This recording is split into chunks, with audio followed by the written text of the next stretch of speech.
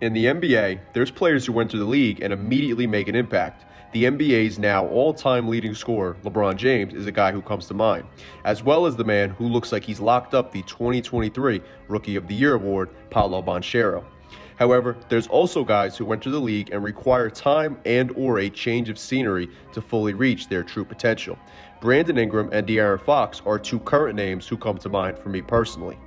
Well, one man whose name has been in the spotlight as of late is 2018 10th overall draft pick Mikal Bridges, as he was traded to the Brooklyn Nets in a trade package for Kevin Durant, and it seems Bridges is on pace to follow a similar path to Brandon Ingram, as the fifth-year Villanova alumni is already showing off the potential that he showed with the Suns, just on an even higher level.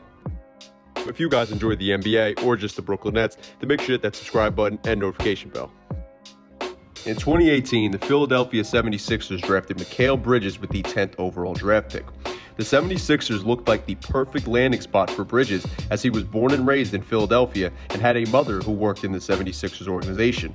However, 38 minutes after being drafted by the Sixers, Philadelphia traded Bridges to the Phoenix Suns, and the rest was history. Bridges played a critical role in the Suns' rise from a bottom-dweller team to championship contender, and he has also never missed a game in his NBA career and has become one of the top two-way players in the league, even finishing second in Defensive Player of the Year voting for the 2021-22 NBA season. Bridges has shown his potential off even as a fourth or fifth option in the Suns' rotation for most of his career, so it's not surprising to see the explosion in his level of play since arriving in Brooklyn, as in just his third game with the team, a game in which I was at, he already scored a new career high for points scored in a single game. Bridges' ascension into what looks like a future star shouldn't be so surprising though, as even before Bridges was drafted and in the league, he had drawn comparisons to future Hall of Famer Kawhi Leonard.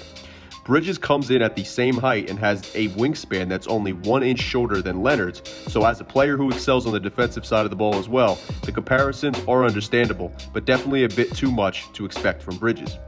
It is notable to mention, however, that Kawhi did take about 5 years to reach his true potential, and Kawhi was only a year older in his 5th season than Bridges is in his 5th season in the NBA. And with Bridges only getting his first opportunity to play as a consistent first option now in Brooklyn, similar to how Kawhi only was in his 2nd season following Tim Duncan's retirement when he finally broke out offensively in the 2014-15 season, it's going to be extremely interesting to see if this explosion by Bridges was just a nice welcoming party in Brooklyn before the All-Star break, or if he can keep this up for the final 14 games of the season, the 2023 playoffs, and onward. One of my favorite parts of Mikal Bridges' game is his ability to succeed with and without the ball in his hand.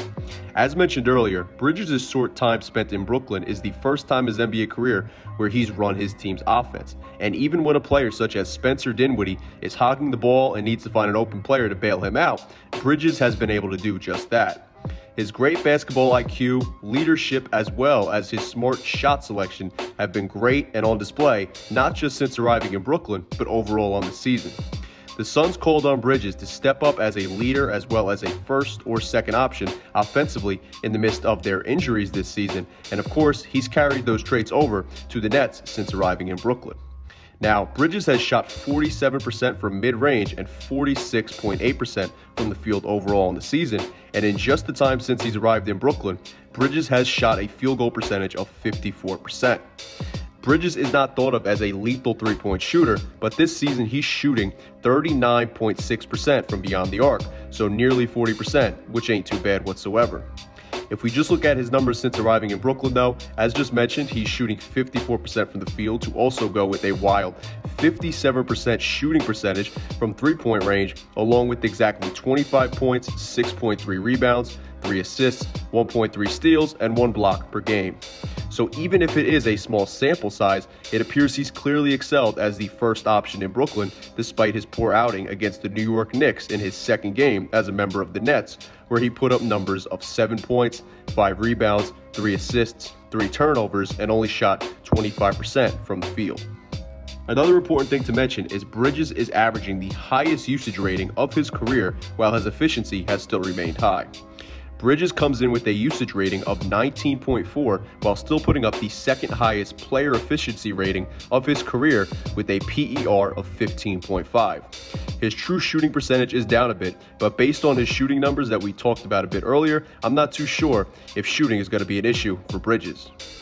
While I believe it's hard to say this trade was good for the Nets when they sent out one of the best basketball players to ever play the game, it's pretty evident that if Durant and the Nets didn't win the title this season in Brooklyn, that KD was going to be out the door anyway. And while I think the Nets had a chance to win it all if they acquired a stretch five and went all in on adding other pieces at the trade deadline, that's simply a what-if situation we're talking about, and we don't know how the trade market could have and would have played out if KD and Kyrie stayed put in Brooklyn. It's tough to accept a player of Durant's caliber leaving the Brooklyn Nets if you're a Nets fan after the high moments that the team had this season, but seeing Mikal Bridges thrive as a member of the Nets thus far, albeit in a small sample size, certainly should help fans come to terms with their recent trades and how the future is looking for both the Nets and Mikal Bridges.